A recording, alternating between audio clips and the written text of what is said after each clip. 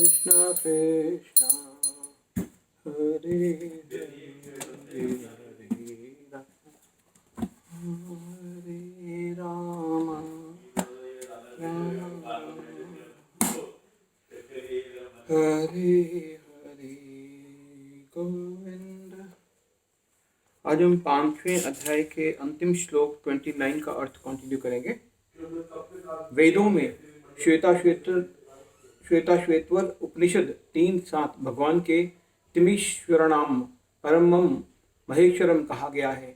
माया के वशीभूत होकर सारे जीव सर्वत्र अपना प्रभुत्व जताना चाहते हैं, लेकिन वास्तविकता तो ये है कि सर्वत्र भगवान की माया का प्रभुत्व है।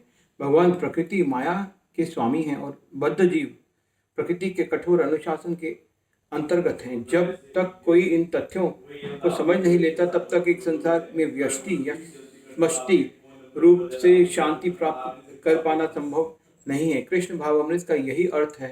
भगवान कृष्ण परमेश्वर हैं तथा देवताओं सहित सारे जीव उनके आश्रित हैं। पूर्ण कृष्ण भावामृत में रहकर ही पूर्ण शांति प्राप्त की जा सकती है। यह 5वां अध्याय कृष्ण भावामृत की, जिससे सामान्यतः कर्म योग कहते हैं, व्यवहारिक व्याख्या है। यहाँ पर इस प्रश्न का उत्तर दिया गया है कि कर्म योग से मुक्ति किस तरह प्राप्त होती है। कृष्ण भावामृत के कार्य करने का अर्थ है परमेश्वर के रूप में भगवान के पूर्ण ज्ञान के साथ कर्म करना। ऐसा कर्म दिव्य ज्ञान से भिन्न नहीं होता। प्रत्यक्ष कृष्ण भावामृत भक्ति योग है और ज्ञान योग वह पथ है जिससे भक्ति योग प्राप्त किया जाता है। कृष्ण भावामृत का अर्थ है परमेश्वर के साथ अपने संबंध को पूर्ण ज्ञान प्राप्त करके कर्म करना, और इस चेतना का पूर्णता का अर्थ है कृष्ण श्री भगवान का पूर्ण ज्ञान। शुद्ध जीव भगवान के अंश रूप में ईश्वर का शाश्वत दास है। वह माया पर प्रभुत्व जताने की इच्छा से ही माया के संपर्क में आता है, और यही उसकी कष्टों का मूल कारण है। जब तक वह पदार्थ के संपर्क में रहता है, उसे भौतिक आवश्यकताओं के लिए कर्म करना पड़ता है, किंतु कृष्ण भावामृत उसे पदार्थ की परिधि में स्थित होते हुए भी आध्यात्मिक जीवन के लिए में ले आता है।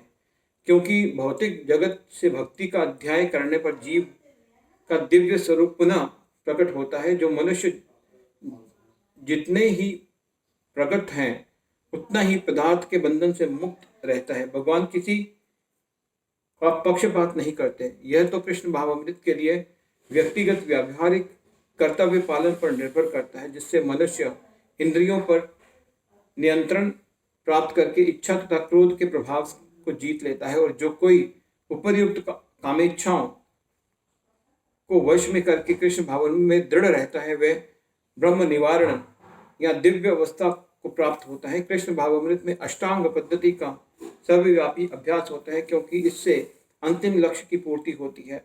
यह नियम आसन, प्राणायाम, प्रत्याहार, धारणा, ध्यान तथा समाधि के अभ्यास द्वारा धीरे धीरे प्रगति हो सकती है, किंतु भक्ति योग में तो वे प्रस्तावना के स्वरूप है, क्योंकि केवल इसी से मनुष्य को पूर्ण शांति प्राप्त हो सकती है। यह जीवन की परम सिद्धि है।